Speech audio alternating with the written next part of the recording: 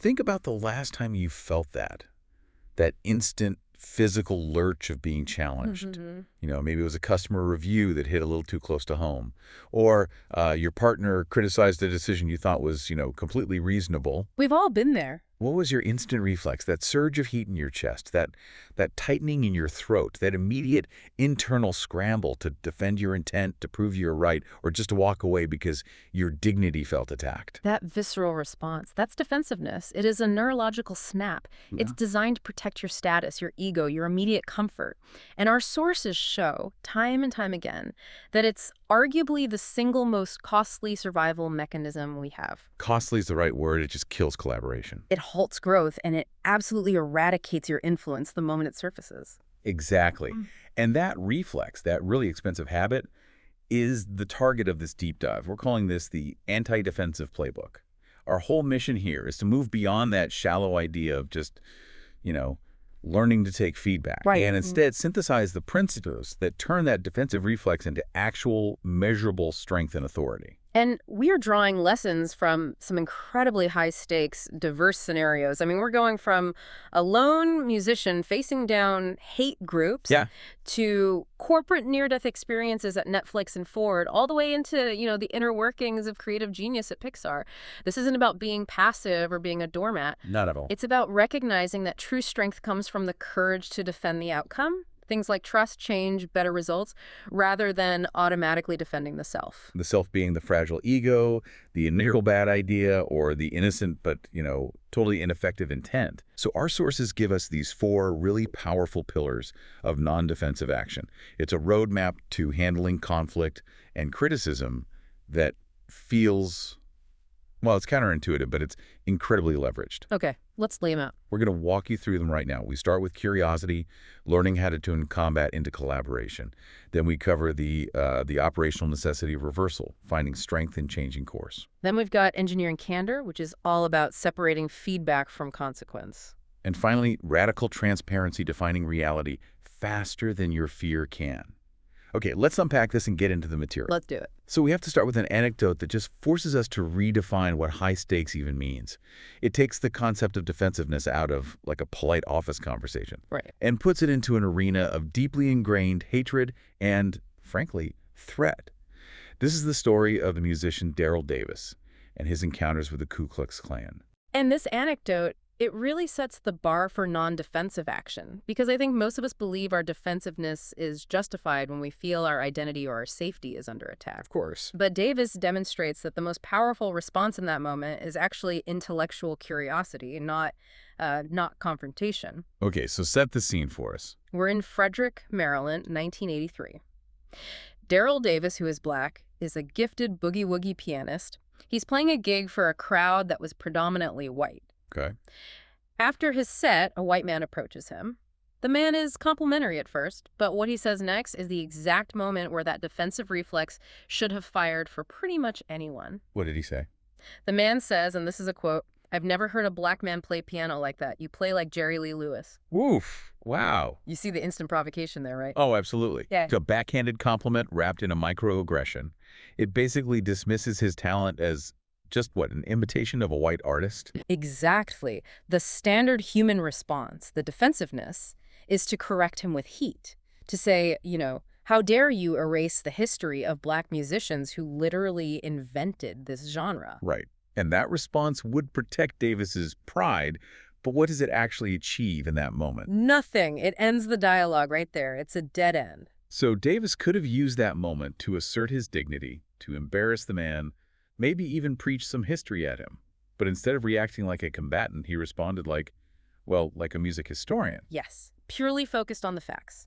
He just calmly explained that Jerry Lee Lewis learned his style directly from Black blues and boogie-woogie players. He cited specific examples, and then he noted that Lewis was actually a friend of his. So he's not arguing, he's just providing information. He treated the interaction not as a personal status challenge, but as a factual reorganization of the man's limited worldview. By keeping that emotional temperature low, the door it stayed slightly ajar. It did, which is so crucial. Because over a drink, the conversation continued, and then the man drops the bombshell. This is the moment. He admits he is a member of the Ku Klux Klan. Wow. This is the crossroads. I mean, most people, and you'd be entirely justified, would leave immediately. You preserve your physical safety, you preserve your moral high ground. But Davis, he chose to stay. He chose to stay. And you have to ask why. It's because he had this lifelong question driving him, something that stemmed from a really painful childhood encounter with racism. And the question was, why hate me when you know nothing about me? He realized in that moment that he had this completely unexpected opportunity to get a direct, unfiltered answer from the source. So his choice to ask real, substantive questions, not rhetorical ones designed to make the Klansmen feel stupid, right? No, not at all. But genuine questions seeking understanding, that is the ultimate anti-defensive maneuver. It's incredible. What's so fascinating is that Davis wasn't seeking to convert him with arguments. He wasn't trying to win a debate. He was seeking information to satisfy his own curiosity. And, fundamentally to force a human connection. So he was validating the person's willingness to talk, not validating the hate itself. That's a critical distinction. A huge distinction. And that curiosity created incredible leverage. That initial interaction led to Davis deliberately seeking out other Klan members and even leaders. And the result... This is the part that's just unbelievable. It is. As reported by sources like NCPR, Davis's sustained, non-confrontational curiosity led to dozens of individuals leaving hate groups.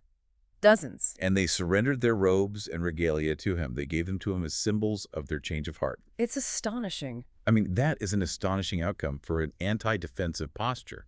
It shows that in any confrontation, even what as racially charged as this, if you surrender to defensiveness, you end the story right where the most useful information might have just arrived. The core principle here is just undeniable. Curiosity is not agreement. Curiosity is control. When someone is criticizing you, they're often operating from a place of fear or myth or status anxiety. Right. And when you snap back defensively, you're accepting the combat. You're playing their game. But when you ask a genuine, non-hostile question, you are reclaiming the steering wheel. You move the dynamic immediately from a combat scenario to an information gathering scenario. You stop spending energy proving your past intent, which is totally irrelevant to the person criticizing you. Totally irrelevant. And you start spending energy learning what they're actually afraid of, what their internal logic is, or what identity hook keeps them stuck in that criticism. And this brings us to that crucial distinction between the two habits.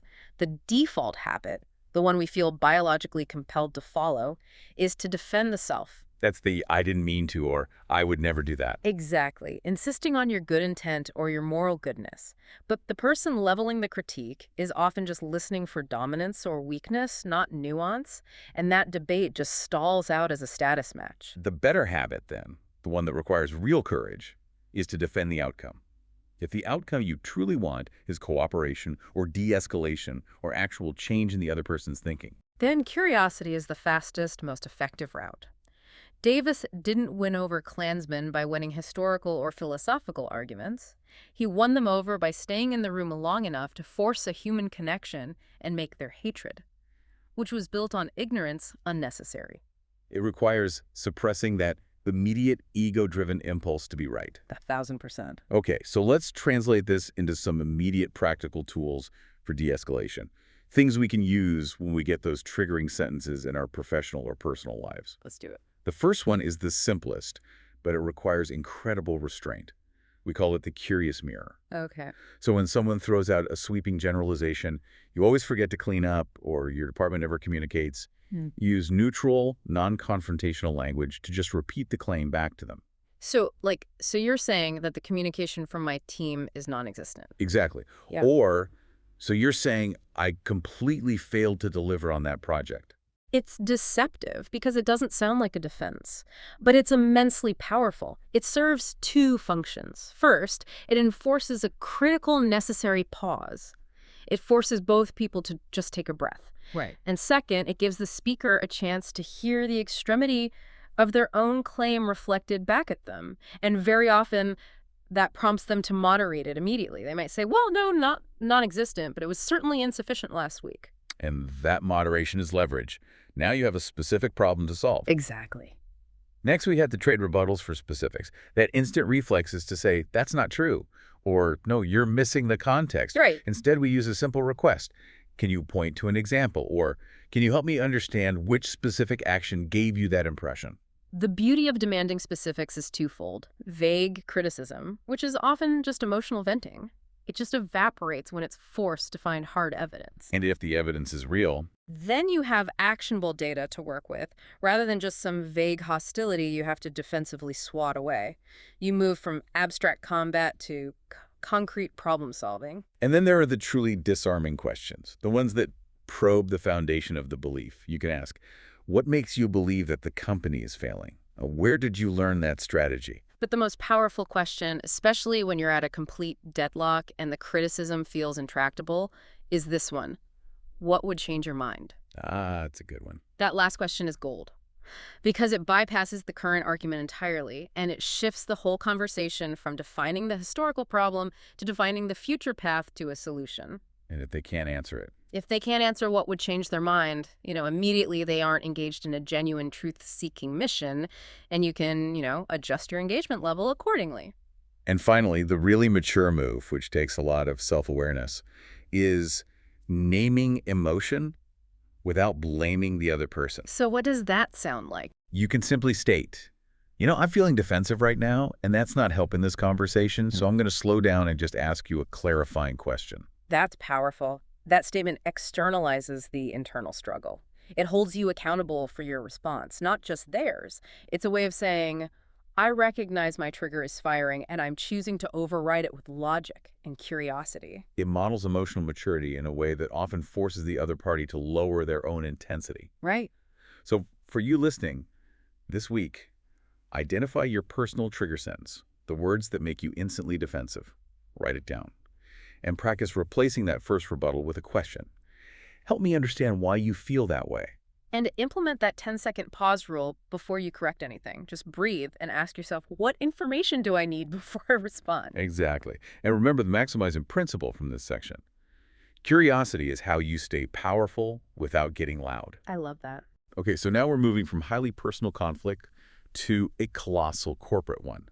This is the Netflix catastrophe involving the launch and subsequent retraction of Qwikster in 2011. Yes.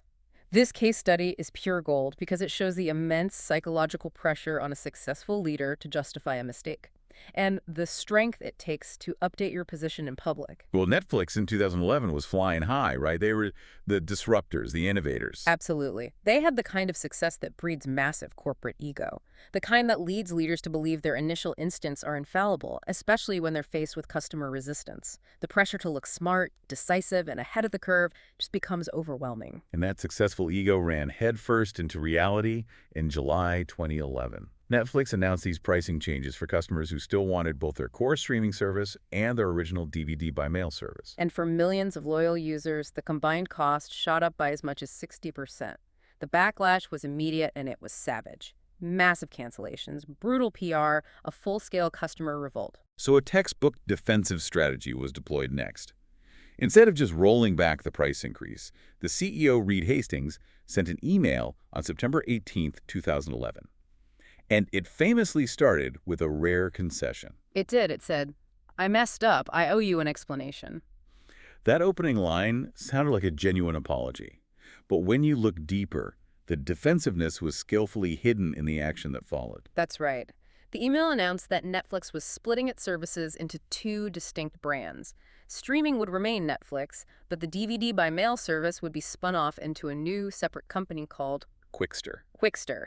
This was the ultimate double down. It was an apology for the tone of the initial announcement, bundled with a defense of the disastrous plan itself. Customers had just complained bitterly about financial friction, and Netflix responded by imposing massive operational friction. Let's actually detail that friction for you, because it was a lot. Qwikster meant two separate websites. You needed two separate login accounts. You had to manage two separate movie queues. And crucially, you got two separate bills. It was just logistical spite. It was forcing loyal customers to jump through hoops they never asked for just to maintain the same level of service they had before. And you have to think about the psychological architecture required to push that forward. Hastings and his team, they could have found 100 reasons to justify Qwikster to the board. Like what? citing efficiency, needing to isolate business units for future margin analysis, or just blaming customers for being resistant to inevitable change. That's the voice of the sunk cost fallacy talking. Absolutely. It's that emotional belief that because we've already invested time, money, and reputation into Plan X, we have to continue with Plan X, even if it's demonstrably failing. The reality, though, was undeniable. The customer experience was drastically worse, and customers felt completely disrespected. The public reaction continued to be brutal, manifesting in more cancellations and a collapsing stock price. And here is the true hinge moment. The moment of authentic strength that saved the company's reputation long term.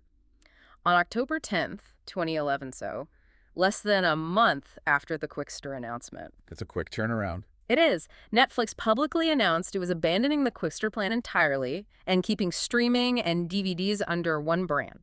And that was the necessary, expensive, non-defensive move. It wasn't just fixing a PR problem. It was admitting that the fundamental strategic decision, the separation of services, was flawed and it was wrong. It's so much easier to apologize for bad communication. Oh, yeah. It takes genuine courage, and it costs tens of millions to reverse course on a strategic decision that you just spent weeks publicly defending. So this is where we extract the core principle here.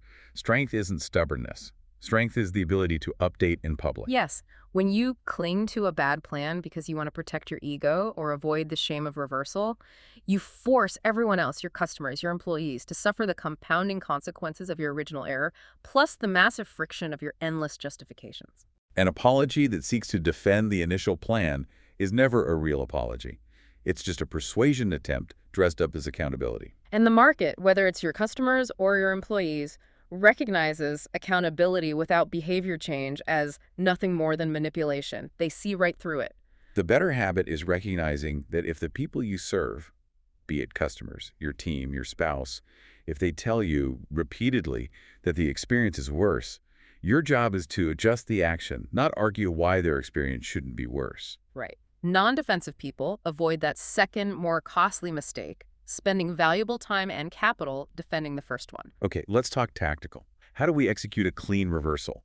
Whether we're pulling back a major corporate initiative or, just admitting we were wrong in a debate. Let's get into the tools. Tool number 1, the clean reversal script. It has to be succinct, not a 5-page justification. Okay, so what's the script? You simply say, I thought X would solve this problem. It created a different problem. Y. I'm changing course, starting now. Yeah. And you stop there, you have to resist the urge to add history or context or blame. That's so hard to do. So hard. And this leads directly to the 3-part apology rule. A genuine apology focuses on 3 things and 3 things only. What are they? 1, what happened, the factual mistake. 2, the impact, how it affected the other party. And 3, what will change, the measurable behavior change. Yeah. You have to exclude justifications, history, and speeches. And we often hide behind our intent, don't we? We say, I didn't mean to sound critical or I didn't mean to be late. All the time. The truly non-defensive moves are replacing I didn't mean to with a focus on the recipient's reality. I can see exactly how that landed. That's a big shift. When you acknowledge the impact you created, regardless of your intention, you shift the focus away from your self-defense and onto the repair. If you absolutely feel the need to explain your intent, you can do it briefly, but only after you have already taken ownership of the impact, not instead of it. Intent is context for you, impact is reality for them. And the accountability has to be measurable. You can't leave the fix vague. Right. You have to say, starting this afternoon, I will personally review the calendar before scheduling. Or, in the case of Netflix, as of today, we are sunsetting Quickster and integrating all services. The change needs a timestamp and measurable proof. Absolutely. So for our listener, pick one thing you are currently defending, a stance in a team meeting, a policy you implemented, a boundary you set that's creating friction, and write that 1-paragraph clean reversal script. I chose X because of Y. It demonstrably created Z negative consequence. I'm changing to A. Exactly. And here's the challenge. Deliver it in a conversation this week without adding any justifications unless you are specifically asked for context. That's a great exercise. And remember this principle, which cost Netflix millions but saved its reputation. The fastest way to regain authority is to stop defending what cost you trust. So we've moved from handling personal attacks to reversing corporate strategy. Now we're going inside the walls of a creative institution, to see how they engineered a culture where people were not afraid to give critical feedback. And crucially, where the director was not forced to be defensive. This is the Pixar Disney brain trust model. This system is a masterclass in separating status from information. It tackles institutional defensiveness, which is often far more damaging than a CEO's ego because it permeates the entire corporate culture through fear. Right. It addresses the emotional physics of a meeting room where feedback is usually tied directly to power, to reviews, and to promotions. The backstory here is essential. In 2006, when Ed Catmull, the Pixar co-founder, and John Lasseter took over Disney Animation, the culture was just demoralized. It was. The animation pipeline was broken. The creative process was process-heavy and politically fraught. They couldn't just tell people, hey, trust us. They had to build a system that created trust and safety around truth-telling. Catmull recognized the fundamental problem, right? He did. In a standard organization, you can force people to give feedback, but you cannot force them to tell the truth if they think telling the truth will get them or the recipient punished. Right. If the critique is linked to a career consequence, people will just default to polite, useless, or even dishonest feedback. So the mechanism they implemented was the Brain Trust, a group of peer directors and creators who would gather to review films in progress, sometimes years before completion, and give candid, unfiltered notes. This sounds like any review meeting, but there was one genius constraint that makes all the difference. And that is? The Brain Trust had zero authority. They could offer brutal, foundational, film-changing notes.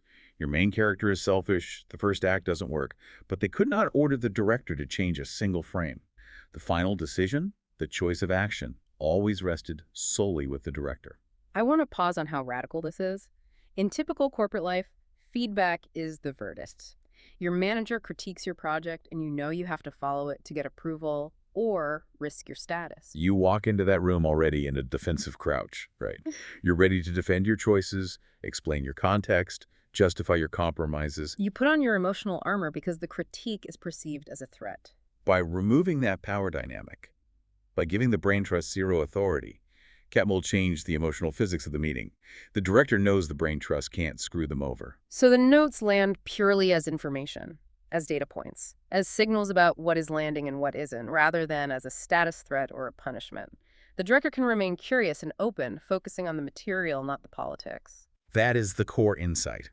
The best feedback system isn't the one with the smartest people, but the one where nobody needs armor to speak the truth or to listen to it. So what about the role of leadership? Catmull's job wasn't just to facilitate the creative process. He spent time watching the room itself. What did that look like operationally? That's a great question, because it reveals the depth of their commitment. Watching the room meant monitoring body language, yes, but more importantly, watching for two signs of institutional defensiveness. Okay, what's the first one? First, rapid excessive agreement, which signals fear. If everyone immediately nods and says, yes, that's a brilliant suggestion, they're probably prioritizing safety over truth. They're just trying to get out of the room. Exactly. And the second sign? Silence or excessive politeness, especially from junior members or those who have had bad experiences with candor in the past. Catmull's focus was on ensuring that people weren't protecting themselves or their colleagues from necessary pain. He needed to ensure the truth teller wasn't risking their job to provide useful information. The system protects both the truth speaker and the truth receiver. So the principle is cemented. Reduce defensiveness by removing the power game. Defensiveness is usually not about the factual note. The third act is confusing. It's about the meaning we attach to the note. My manager thinks I'm incompetent. Exactly. That becomes a threat to your status, and your nervous system starts drafting a legal defense instantly. By preserving the director's dignity and guaranteeing their choice, you allow hard truths to be heard without that rebuttal. You don't have to obey every note. Catmull explicitly stated that not all notes are right, but you must, as a leader or creator, hear every note fully without interruption or immediate rebuttal. The default habit is defensive listening. You're just scanning the critique for accusations, building your rebuttals, protecting your identity. The better habit is what we call ownership with openness. I am fully responsible for the final outcome, so I want the clearest, most honest signals possible, regardless of how personally painful they feel in the moment. I need data, not ego strokes. So let's give the listener tangible tools they can use to engineer this kind of candor in their own meetings, even if they're just running a small project team. Okay, start with a deliberate choice of language. Ask for notes or data points, not judgments or critiques. So when you're presenting work, you ask things like, what's unclear about this? Or where does the information fall apart instead of what's wrong with this? Right. The former asks for data, the latter demands a verdict, and that triggers the armor. Next, implement the rule of separating stages. You have to clearly separate truth-finding, the act of collecting reality in the meeting, from decision-making, the act of choosing which actions to take later. You collect the notes, you don't argue with them, you don't explain them away, and you don't decide on them until you're alone, maybe 24 hours later, in a separate, dedicated decision session. And if you're the person in authority, you have to explicitly remove rank from the equation, even if it's just temporarily. You have to state, nothing you say here affects your review, your bonus, or your standing. And then you have to model it. You have to accept the hard truth about your own projects publicly.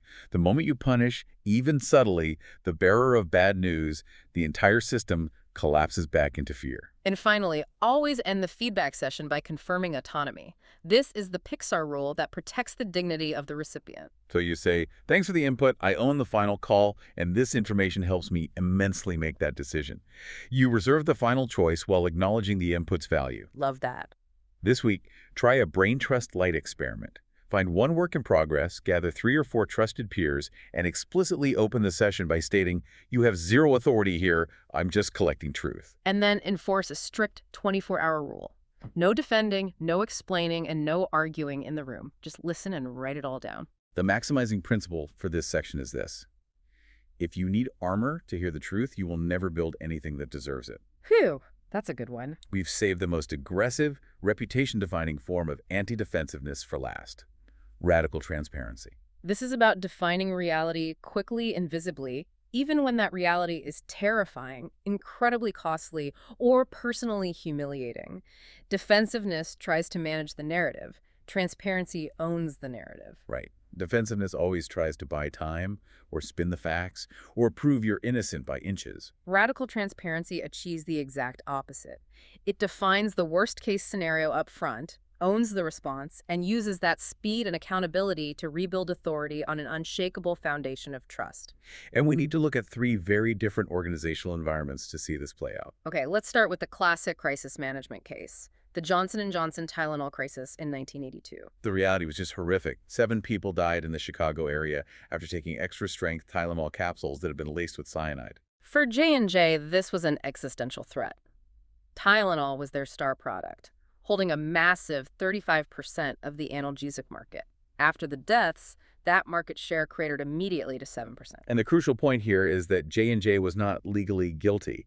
The tampering happened after the product left the factory. The perpetrator was never even caught. So the pressure on the CEO, James Burke, to become defensive must have been immense. The legal team would naturally advise deflection, arguing about chain of custody, third-party criminal acts, minimizing financial exposure. The typical corporate reflex would be to manage the PR, not the problem. But Burke chose action over argument. He made a clear decision. This was an emergency focused on public safety, not a PR chess match. So he immediately ordered a nationwide recall of 31 million bottles of Tylenol. Which cost the company approximately $100 million in 1982 dollars. Wow. That decision illustrates the core difference between the two habits under pressure.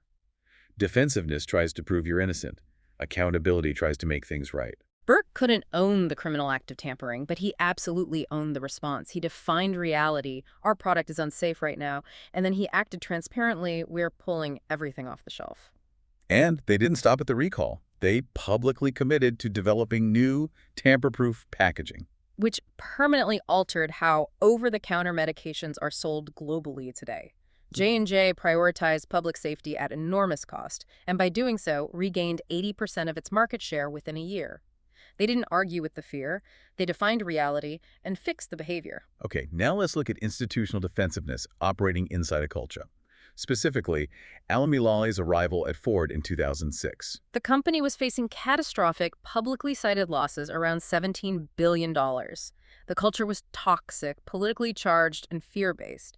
It rewarded the executive who looked strong and punished the messenger of bad news. So when Mulally implemented his weekly business plan review, the BTR, where executives were meant to use a color code green for good, yellow for caution, red for serious trouble, the charts for the first several weeks were impossible. They were all green. Every single executive was saying everything is fine, while the company was losing billions. That is institutional defensiveness in its purest form. They weren't necessarily lying about the data, but they were trained to present an image of strength and protect their personal status. They had learned through years of corporate politics that admitting trouble gets you killed, or at least harshly reprimanded by the CEO. And Mulally knew immediately he couldn't manage a secret company. He had to rewire the incentive system instantly. And the hinge moment came when Mark Fields, who was then running Ford's Americas division, finally put up a slide concerning the launch of the new Edge crossover. And the data point was red. He admitted there was a significant problem with the supply chain metric. I can only imagine the tension in that room.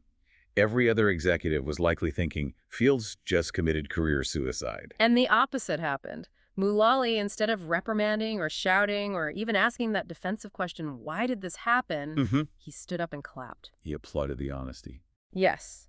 And then he asked the only question that matters in a culture of accountability: what can we do to help?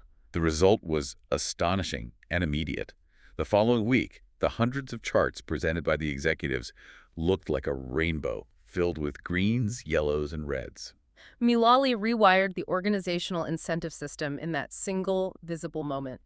He proved that red won't get you killed. Red will get you supported. The profound lesson here is that truth is only as available as the consequence of speaking it. If the consequence is public shame or career damage, you will receive lies and defensiveness. But if the consequence is applause and support, you receive reality. You can't manage a secret, and you can't fix what you can't see. Our third transparency case moves from corporate crises and internal culture to market criticism. In 2009, Domino's Pizza faced an existential problem.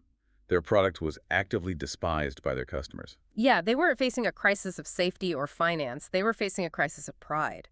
When they conducted focus groups and collected feedback, the comments were just brutal. Customers mocked the pizza, calling the crust like cardboard. And the sauce like ketchup, just generally deriding it as cheap and low quality. The natural defensive instinct is to rationalize that criticism. We're optimizing for value, or our focus is speed, or to just conduct a purely cosmetic refresh. But they chose visibility over pride, and they decided to take the criticism at face value. The decision was radical. Instead of minor tweaks, they publicly announced they were changing their core pizza recipe. New crust seasoning, new sauce, new cheese, a total overhaul of the product they had been selling for decades. This was a massive, expensive gamble. And the boldest move, the purest example of radical transparency, was the pizza turnaround marketing campaign that followed. They literally used the customer's harshest criticism, the cardboard and ketchup quotes, in their own marketing materials. They put the criticism on camera, which instantly disarmed the critics. The CEO, J. Patrick Doyle, he framed it as a genuine reset, stating publicly, "We changed everything on our pizza from the crust up." They weren't negotiating with their pride. They were making a public promise that they were humiliated enough to fix it completely. This is the definitive playbook for dealing with market criticism. You don't win the argument about whether your product is good. You win back trust through acknowledgement, publicly validating the pain, followed immediately by behavior change. Measurable proof, not just positioning. Once you put the criticism on camera, you stop negotiating with your pride and you become publicly accountable for the fix. And that campaign, by the way, is credited with completely reversing Domino's sales trajectory. It proved that humility, when backed by massive operational change, is the most profitable strategy available. Okay, let's consolidate these 3 lessons into the final set of tools for radical transparency that you can use today. First, develop your personal or organizational ownership script. It has 3 parts and no more. Okay, reality. Here's what happened, factually. Ownership. Here's what I am personally responsible for in that situation. And action. Here's what I will do next to fix it. Short, concise, and no justifying language allowed. Second, you have to actively reward truth in public, even when it's personally annoying or painful. This means replacing the default blame questions. Why did this happen? Who made this mistake? With Mulally's help questions. What do you need? What can we do to support you to ensure this is fixed? If you're the leader, your job is to reduce the pain associated with admitting problems. Pick one arena in your life or organization where you regularly go all green, but you know there's trouble lurking. And write your first red sentence. The thing I'm most concerned about this quarter is X risk. Yeah. And then deliver it with a help request. And if you're the individual, identify that harsh criticism you've been ignoring, that cardboard crust critique you've mentally deflected, and commit to shipping one measurable fix based on that specific criticism in the next 72 hours. Accountability is only real when the behavior changes. The maxim that pulls this whole section together, echoing Eulali's experience, is this. If everything is green, you're not seeing reality. You're seeing fear. That says it all. So this was a deep dive into the cost of ego and the immense leverage of humility. It is profoundly counterintuitive, but defensiveness, which feels like a strong protective shield in the short term, is actually the primary killer of long-term influence and authority. And we've identified 4 key strategies proven across these high-stakes scenarios to help you stop that reflex and instead gain immediate control over the interaction and the outcome. It's about always focusing on defending the objective, not the self. First, we learned that true strength begins with sustained, low-heat curiosity. That was exemplified by Daryl Davis turning confrontations with hate into opportunities for human connection and change. Curiosity is how you turn combat into collaboration. Second, the courage to execute a clean reversal without shame, as Netflix eventually demonstrated. It proved that long-term strength is the ability to update your position in public when the facts or the customer reality changes. Third, we looked at how Pixar's brain trust allowed them to engineer candor by fundamentally separating the act of critique from the consequence of punishment. You have to invite critique in a way that protects dignity and preserves choice. And finally, we saw how radical transparency builds authority, whether it's J&J defining public safety fast, Ford rewarding the executive who showed red, or Domino's putting harsh customer truth on camera to force a total behavioral reset. Let's review the most powerful charges we found in our sources, the one-liners that really define this anti-defensive playbook. Curiosity is how you stay powerful without getting loud. The fastest way to regain authority is to stop defending what cost you trust. If everything is green, you're not seeing reality, you're seeing fear. And the summation of the entire playbook, the difference between that weak reflex and the powerful response. Defensiveness tries to be right. Accountability tries to be worthy. The defensive reflex is purely the attempt to protect one's status in the present moment. But every single case study we've analyzed proves that long-term authority, whether it's personal or corporate, is built not on avoiding mistakes, but on the public, visible courage to stop defending them the moment they're identified. So we leave you with one final provocative thought to take with you as you navigate your week. Given all this evidence, what necessary measurable change are you currently defending yourself from?